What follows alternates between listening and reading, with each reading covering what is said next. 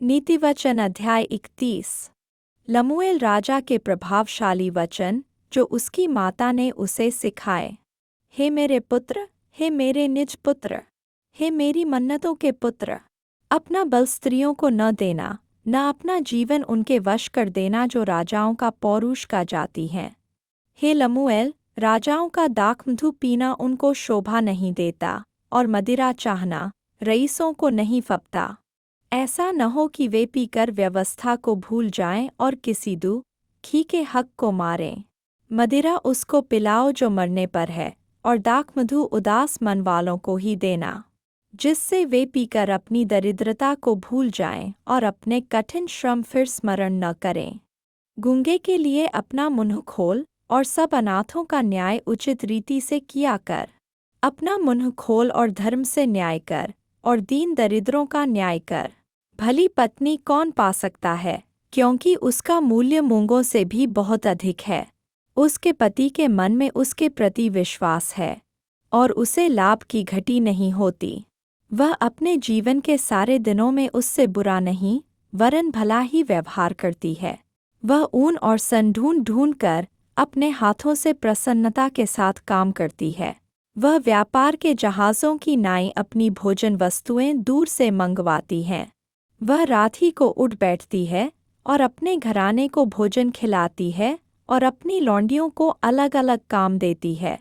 वह किसी खेत के विषय में सोच विचार करती है और उसे मोल ले लेती है, और अपने परिश्रम के फल से दाख की बारी लगाती है।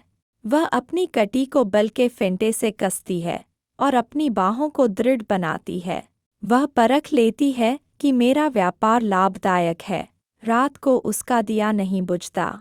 वह अटेरन में हाथ लगाती है और चरखा पकड़ती है। वह दीन के लिए मुट्ठी खोलती है और दरिद्र के संभालने को हाथ बढ़ाती है। वह अपने घराने के लिए हिम से नहीं डरती, क्योंकि उसके घर के सब लोग लाल कपड़े पहनते हैं। वह तकिए बना लेती है, उसके वस्त्र सूक्ष्म सन और बैंजनी रंग के होते हैं।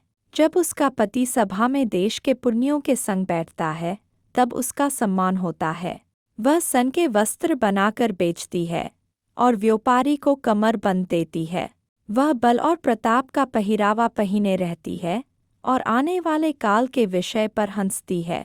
वह बुद्धि की बात बोलती है और उसके वचन कृपा की शिक्षा के अनुसार होते हैं। वह अपने घराने के चाल चलन को ध्यान से देखती है और अपनी रोटी बिना परिश्रम नहीं खाती। उसके पुत्र उठ उठकर उसको धन्य कहते हैं, उनका पति भी उठकर उसकी ऐसी प्रशंसा करता है। बहुत सी स्त्रियों ने अच्छे अच्छे काम तो किए हैं, परंतु तू उन सबों में श्रेष्ठ है। शोभा तो झूठी और सुंदरता व्यर्थ है, परंतु जो स्त्री यहोवा का भय मानती है, उसकी प्रशंसा की जाएगी।